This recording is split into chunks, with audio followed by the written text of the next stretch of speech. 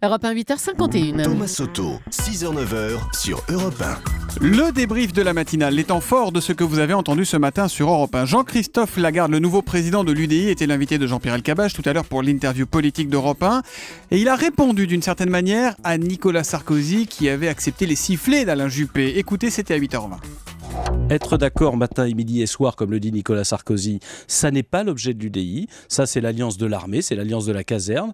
Et nous ne serons pas d'accord matin, midi et soir avec l'UMP. Ça n'empêche pas d'avoir des alliances, parce que pour gouverner, il faut des coalitions. Mais l'alliance, pour moi, ça veut dire aussi la concurrence. Les Français ne sont pas condamnés, quand ils veulent limoger un président socialiste, à voir un président UMP entrer à l'Élysée. De la politique encore avec Caroline Roux qui a rencontré le président de la République. Écoutez ce que François Hollande lui a dit.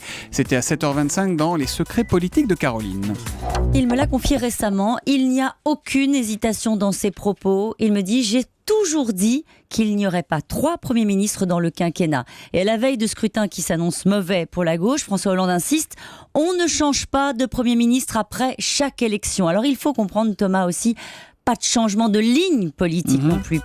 Y a-t-il eu un problème Tsonga ce week-end en Coupe Davis ? J'ai posé la question qui fâche à 7h15 au directeur technique national de la Fédération de tennis, Arnaud Di Pasquale. Écoutez sa réponse. C'était absolument pas prévu, il joue le vendredi. Le samedi matin, il va à l'échauffement, il se rend compte que ça va de moins en moins bien. Et jusqu'au bout, il va essayer. Il espère peut-être le dimanche matin se réveiller et se dire qu'il aura plus mal. Mais évidemment, la douleur est toujours très présente et ne fait qu'augmenter. Donc voilà, il doit se retirer du dimanche aussi. Tout dégringole à ce moment-là. Et d'un autre côté, c'est pas la raison pour laquelle, encore une fois, l'équipe de France perd. On ne sait pas ce qu'il aurait fait le dimanche s'il avait joué contre Roger, qui a franchement été exceptionnel. Pourquoi toujours chercher des responsables ? On a perdu en face, ils étaient plus forts. Point barre, nous dit PhilFree59 sur Twitter avec le hashtag un matin. Et puis dans la mesure, toujours, sacre pour Roger, dieu du tennis et son équipe. Tsonga, le mental n'était pas là, nous dit Aston sur Europe1.fr.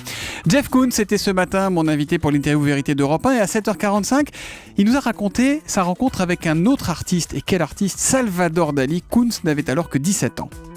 J'ai appelé l'hôtel et il a répondu. Il m'a dit qu'il allait me rencontrer dans le hall à midi et il y était. Il m'a invité à une exposition qu'il faisait et moi je me suis dit, je pourrais vivre comme ça aussi. Il était très très généreux. C'est lui qui vous a donné envie de tout en fait ? Il m'a fait comprendre que c'était une réalité, le concept de l'avant-garde, qu'on peut changer sa propre vie, qu'on peut changer la vie des autres personnes. Et je me suis dit que oui, moi je peux faire ça aussi. Voilà, grande rétrospective Koons, ça ouvre mercredi au Centre Pompidou à Paris et ça durera jusqu'à la mi-avril. Notre journaliste santé, Mélanie Gomez, nous l'annonçait à 7h30, les préfets vont réquisitionner les médecins grévistes qui ne veulent pas participer aux gardes pendant les fêtes. Ce sujet vous a beaucoup fait réagir. On a notamment une question de Jocelyne sur Europe1.fr. Je me tourne vers vous, Mélanie Gomez. Voici la question de Jocelyne. Comment est-ce qu'on fait si on a besoin de consulter un médecin pendant cette période ? Alors, à Noël, si vous avez besoin de consulter un médecin, pas question évidemment de vous ruer aux urgences au moindre début d'angine. La procédure est simple. Si votre médecin est en grève, s'il n'y en a pas à côté de chez vous, vous appelez le 15. Là, le médecin régulateur vous donnera les coordonnées du médecin de garde, qu'il soit volontaire ou réquisitionné, justement.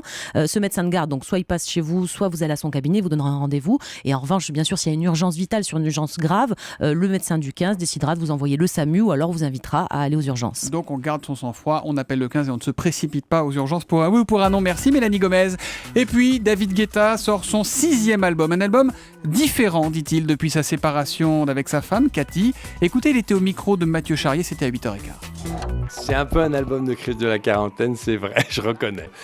Pendant des années, ma vie était très heureuse, était très dans la fête et très légère. Et donc ça se sentait dans ma musique. Et là, c'était un passage beaucoup plus difficile dans ma vie. Et je pense que ça se ressent aussi au niveau de l'émotion. Mais encore une fois, c'est pas un album triste pour s'ouvrir les veines. On va dire, on danse avec les larmes aux yeux. Et voilà, ça s'appelle donc Listen Album. Vous voyez peut-être Jean-Marc Morandini qui danse si vous nous regardez sur Europe1.fr. J'étais en train d'expliquer à Julie ce que faisait David Guetta comme chanson. Voilà. Bah voilà, c'est ça. Ce titre-là, par exemple, s'appelle Dangerous. Alright. Ce qui en anglais veut dire, je crois, dangereux. Ah oui. Bravo.